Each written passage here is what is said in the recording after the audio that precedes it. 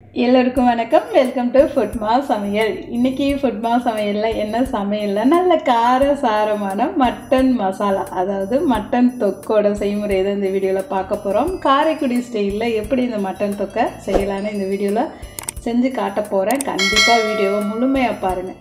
இந்த மட்டன் தொக்கில் என்ன அப்படி ஸ்பெஷலாக இருக்குதுன்னு பார்க்குறீங்களா? நல்லா காஞ்ச மிளகா பொடி ஸ்மெல்லோட மசாலா கம்மியாக நல்ல தொக்கு பதத்தில் எப்படி மட்டன் செய்யலான்னு இந்த வீடியோவில் பார்க்க போகிறோம்.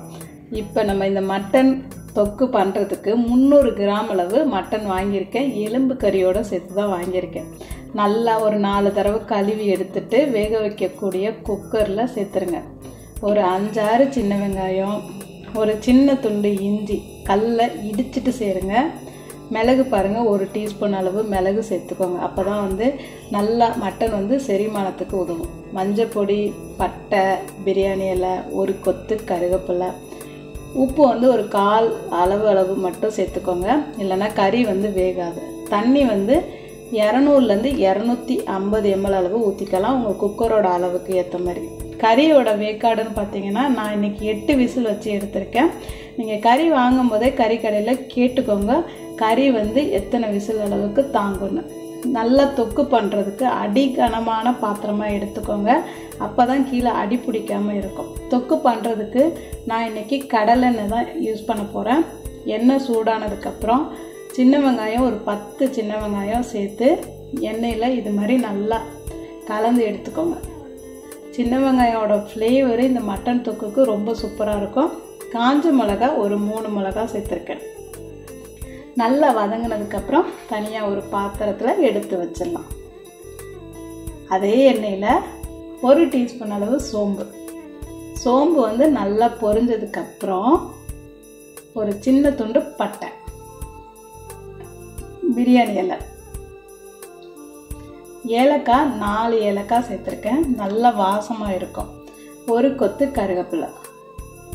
இது எல்லாமே எண்ணெயில் நல்லா கலந்து கொடுங்க. அப்போ தான் நல்லா வாசமாக இருக்கும் மட்டனோட தொக்கு.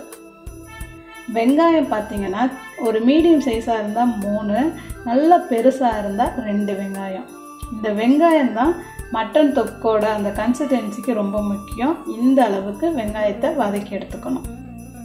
அடுத்து 1 டேபிள் ஸ்பூன் அளவு இஞ்சி பூண்டு விழுது.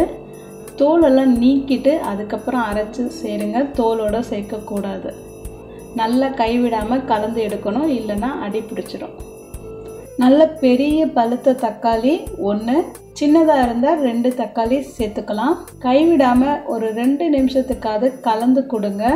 இந்த அளவு தக்காளி வதங்கினதுக்கப்புறம் 3 டீஸ்பூன் அளவு தனி மிளகாய்த்தூள், 3 டீஸ்பூன் அளவு மல்லித்தூள், 1 டீஸ்பூன் அளவு காஷ்மீர் மிளகாய் பொடி. இது 3ஐயும் நல்லா கலந்து விடுங்க. 1/2 டீஸ்பூன் அளவு சீரகத்தூள். தொக்கு இந்த பதத்துக்கு இருக்கும். இந்த மாதிரி கலந்து கொடுத்ததுக்கப்புறம் அடுப்பை கொஞ்சம் லோ ஃப்ளேமில் மாற்றினீங்கன்னா கொஞ்சம் நேரத்தில் எண்ணெய் இந்த அளவுக்கு பிரிஞ்சு வெளியில் வரும். இந்த அளவுக்கு எண்ணெயெல்லாம் வெளியில் வந்ததுக்கப்புறம் வேக வச்ச மட்டனை சேர்த்துக்கோங்க தண்ணியோட. மட்டன் ஒரு 80% குக்காக இருக்கணும். இல்லைன்னா கொஞ்சம் எக்ஸ்ட்ரா தண்ணி கூட சேர்த்துக்கலாம், தப்பில்லை. இப்போ நம்ம மீதி உள்ள உப்பையும் சேர்த்துட்டு ஒரு கொத்து கருவேப்பிலையும் சேர்த்துக்க போகிறோம். எல்லாத்தையும் சேர்த்து நல்லா கலந்து கொடுத்து நல்ல கச்சிதமான ஒரு மூடியை போட்டு மூடி மிதமான தீயில் ஒரு 25 நிமிஷம் வச்சிங்கன்னா கறி நல்லா சுண்டி நல்லா வாசமாக வெந்திருக்கும். பாருங்கள், இந்த அளவுக்கு கொஞ்சம் தண்ணியாகவே இருக்குது. நான் இன்றைக்கி 25 நிமிஷம் வச்சுருந்தேன் கறி வேகிறதுக்கு. உங்களுக்கு இந்த கன்சிஸ்டன்சி போதுன்னா நீங்கள் இதே கன்சிஸ்டன்சியில் எடுத்துடலாம். நான் இன்னும் கொஞ்சம் தொக்கா வேணுங்கிறதுனால திருப்பியும் மூடி போட்டு ஒரு 5 நிமிஷம் வச்சு எடுத்தேன். பாருங்கள், சரியான பதத்தில் நல்லா செக்க செவேறுன்னு எண்ணெயெல்லாம் கக்கி மட்டன் பஞ்சு போல் வெந்திருக்கு. ஒரு 1/4 டீஸ்பூன் அளவு கரம் மசாலா தூளையும் சேர்த்துட்டு நம்ம ஏற்கனவே எண்ணெயில் வதக்கி வச்சுருந்த சின்ன வெங்காயத்தையும் காஞ்ச மிளகாயும் சேர்த்து இறக்கி எடுத்து பாருங்கள், விட மாட்டீங்க. கண்டிப்பாக வீட்டில் செய்வீங்க. நம்ம இன்றைக்கி பொட்டலம் பண்ணுறதுக்கு வாழை இலையை அடுப்பில் சூடு பண்ணிடுங்க. தேவையான மட்டன் தொக்கை வச்சு மேலே கொஞ்சம் நறுக்கின வெங்காயத்தையும் சேர்த்து இந்த மாதிரி இலைய ஒரு மூட்டை போல் கட்டி எடுத்திங்கன்னா மட்டன் பொட்டலம் வந்து நமக்கு இப்போ ரெடி ஆயிடுச்சு. சும்மா ட்ரை பண்ணி பாருங்கள் வீட்டில். இந்த வாழை இலையோட ஃப்ராக்ரன்ஸில் இந்த மட்டன் தொக்கு சூப்பராக இருந்துச்சு. ஒரு தவாவை சூடு பண்ணிவிட்டு ஒரு அரை டம்ளர் அளவு தண்ணியும் ஊற்றி விட்டுட்டு மூடி போட்டு ஒரு 5 நிமிஷம், இந்த பக்கம் ஒரு 5 நிமிஷம் அந்த பக்கம் 5 நிமிஷம் வச்சு எடுத்து பாருங்கள்.